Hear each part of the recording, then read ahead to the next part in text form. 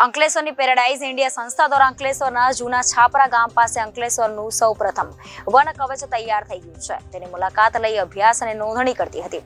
સંસ્થાના અને environment engineering Amitbhai રાણાએ one કવચના વૃક્ષો અંગે લોકોની સમજ પડે તે માટે બાળકોને બતાવી પરિચિત કર્યા હતા. તેમજ વૃક્ષોની પરખ કરીને તેની નોંધણી કરી તેમજ તેની સાથે ટૂંકી નોંધણી તૈયાર કરી પ્રજા સમક્ષ લાવવા અનુરોધ કર્યો હતો.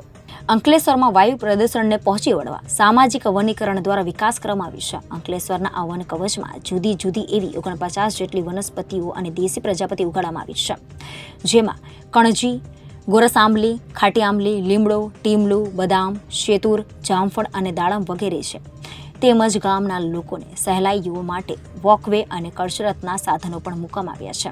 ટૂંક સમયમાં ઝડપથી ખુલ્લા વિસ્તારને વન વિસ્તારમાં ફેરવી શકાય અને નાનામાં નાના વનો થકી વન ગીચતામાં વધારો કરી શકાય તે હેતુથી વન કવચનું વાવેતર થાય છે. વૃક્ષોના જતન સંવર્ધન માટે વન કવચ એ વડાપ્રધાન નરેન્દ્ર મોદીના ડ્રીમ પ્રોજેક્ટ પૈકીનો એક મહત્વનો ભાગ છે.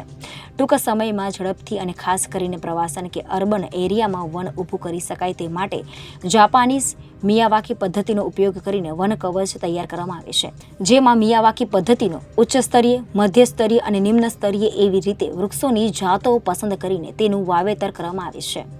વન કવચ જેને આપણે મિયાવાકી જંગલ એવું કહીએ છીએ આપણે, જે ઓલરેડી જે મેઇન જાપાનીઝ પદ્ધતિ કહેવાય છે મિયાવાકી પ્લાન્ટેશન, એને આપણે જે ગુજરાતી ભાષામાં અને જે ફોરેસ્ટ ડિપાર્ટમેન્ટે એને વન કવચનું નામ આપેલું છે. જ્યાં તમે જોઈ શકો છો કે આપણે એ વન કવચ આપણે ઊભું કરેલું છે અને એની સામે આપણે આ આખો ગાર્ડન બનાવ્યો છે.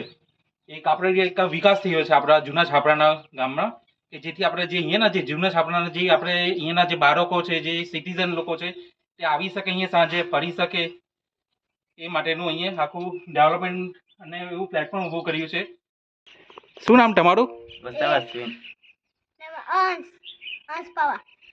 અશ્વિનભાઈ, આપણે અહીંયા આ જે ડેવલપમેન્ટ કર્યું કેવું લાગ્યું? એટલે તમને બધાને અહીંયા કર્યું તે સારું લાગ્યું. એમ બધા છોકરા ખુશીથી રમી શકીએ. અહીંયા જે આપણા કસરતના આ જે સાધનો મૂક્યા છે તે એ તમને કેવા લાગ્યા? એટલે તમે અહીંયા કસરત કરો છો અહીંયા? હા, એવું છે. ક્યારે આવો છો? એટલે સાંજે 4 વાગે. સાંજે 4 વાગે. હા. ઓકે. અને રજાના ટાઈમે શું કરો? એટલે માછીમારી પણ કરો અહીંયા? એ તો પડે છે એ લોકો માછીમારો. Reporter Viral Gohil, Janadesh news, Bharuch.